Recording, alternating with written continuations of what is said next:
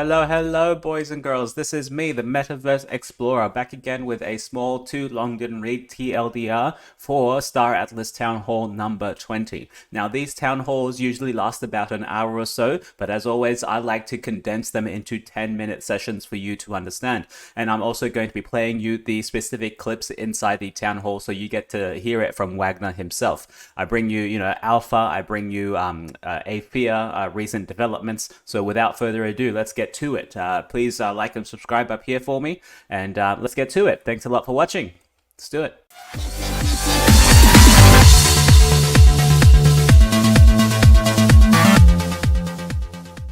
Now, for those watching who aren't quite aware yet, the official timeline has been released for Star Atlas. I'm going to leave the link down here below. It just details all the different aspects of the mini game and the full game that they're actually working on, and then it's got actual dates and times that they want to have these completed by. Now, keep in mind this is all subject to change. Developing a giant AAA game like this will take a long time. So it's good. It's good though to have an idea of when they want things to start shipping. And we have two things at the end of the month, which is the ship missions and the ship module, I think, later on in December. First and foremost, we made the formal release of a public roadmap. This is a highly abridged and truncated version. I want everyone to be fully aware this is not our working document internally, but we do want to give everybody some insight as to what the process and timelines look like for us, how we plan internally, when we intend to deliver, and exactly how many complex and complicated modules and subcomponents of the game are.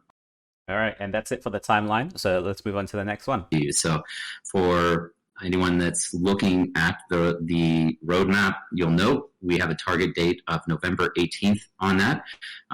But we do always want to ensure that we're delivering the highest quality products. So not only from the design standpoint, but we are building out complex smart contracts and on-chain applications to be able to deliver these features to you.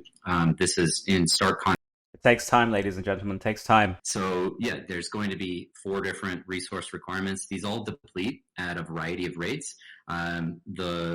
The formulas that go into that are based on ship size, first of all, and ship size, a number of different ship sizes and classes, as well as the modules and the components has certain efficiencies.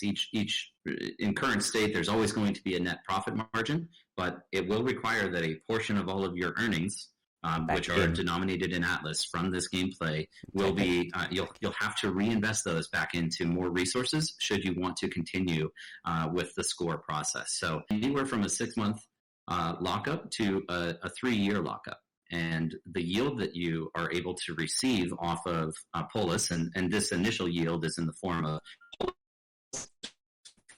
No, he cut out a little bit there, but what he basically said is that we will be having kind of time period locks, like similar to what we're seeing with Illuvium at the moment, and we know what happened to their token price when people start locking their tokens to earn more of that token. You can't access it, the liquidity dries up in the liquidity pools, and people have to pay a higher price for this token for them to actually get it. Additional yield, because there will be a variety of multipliers for people that are actively participating in governance. The whole purpose of, we're thinking within the next couple of weeks, before the end of November, probably we'll have an initial version, at least for staking, released.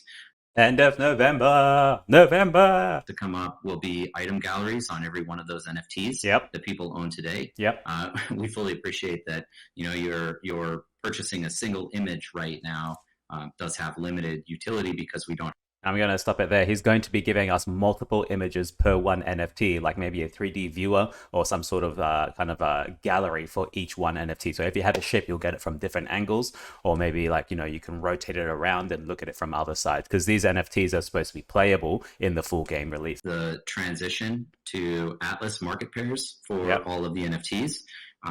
What does that mean? That means that all the NFTs that we have, you won't be paying USDC for it. You're going to be paying Atlas. There are going to be 2 markets for each new NFT they release. So if you want to buy a ship, you can either pay using USDC, a stable coin, or you can pay using Atlas. So in a sense, if you start doing these ship missions and you earn Atlas from all your missions, you might be able to use that Atlas to go ahead and buy another ship instead of having to sell that ship, sell that Atlas that you just earned to USDC and then go back to their marketplace and buy another ship using your USDC. So to simplify it, you'll be able to use Atlas to buy ships and NFTs. Awesome. But going into next week, you should see on Tuesday the revealing of 2 new ships, which will then become available for sale on the following Thursday with those Atlas pairs available. The minigame is something that we intend to support indefinitely.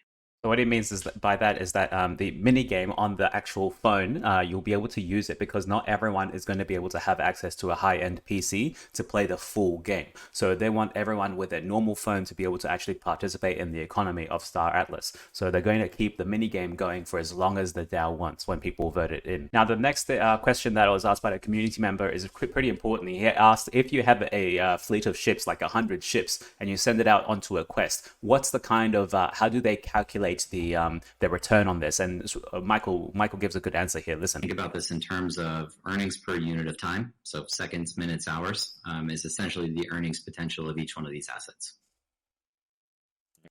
Yeah, so what that means is that even if you send 1 ship out or 2 ships out, you will be getting a set amount of Atlas per time that ship is out. Now, what Michael's about to say here caught everyone off guard for a second there. So everyone's been trying to actually use other protocols in Solana to mint their own guild tokens so they can be part of a verified community. But listen to what he says here. As well as the ability to mint your own guild tokens. Now, we know a lot of people are kind of undertaking these actions right now. Yeah, minting and selling their own NFTs, part of a funding strategy with the intent of taking the funding and purchasing Star Atlas assets so the guild can earn. But we want to empower all of the guilds that are operating across Star Atlas with 0 experience coding or development to be able to do all of these things all the same, right? We want those tools to be available. So. Awesome. So that means all the people that have been trying to sell you NFTs to buy ships and sell you their guild tokens, there's no point in that because Star Atlas will be giving you its own infrastructure to actually do this. And at Aphia, we might be thinking about doing our own guild tokens at the moment. That's not up to me. That's up to the guild leadership.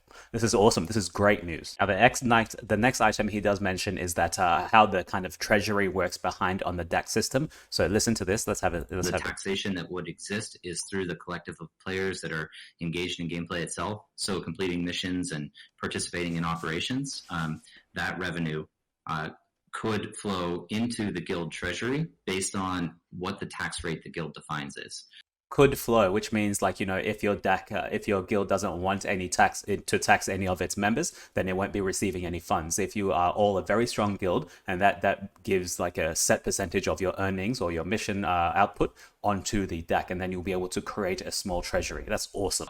And so it's very possible that guild leaders or guild members get voted into positions of government in those sub-DAOs, and as a result, can see some additional income flowing into their guild for being a participant, an active governor across the ecosystem. All right, so you could get elected to do some kind of work in Star Atlas as a leader of some kind, and then your guild will be able to receive Polis tokens because you have been elected to do this. Because once again, this is like something that you're earning, and if your guild has a set tax, it might take a little bit from that onto your deck. All pretty good mechanics, man. And that's it for this episode, guys. He didn't release anything else. The more important things that I took away from this is that the DAC will be getting a treasury, kind of similar to the token system, where you'll be able to set tax on your citizens in your deck, and then whenever they earn something, it goes to that treasury, which is pretty awesome. That's it for now. Thank you very much for watching. I hope I kept it under 10 minutes. I'm going to go ahead and edit this video now, see how much it turned out. Subscribe up here for me, and I will see you later in the next episode. Ciao.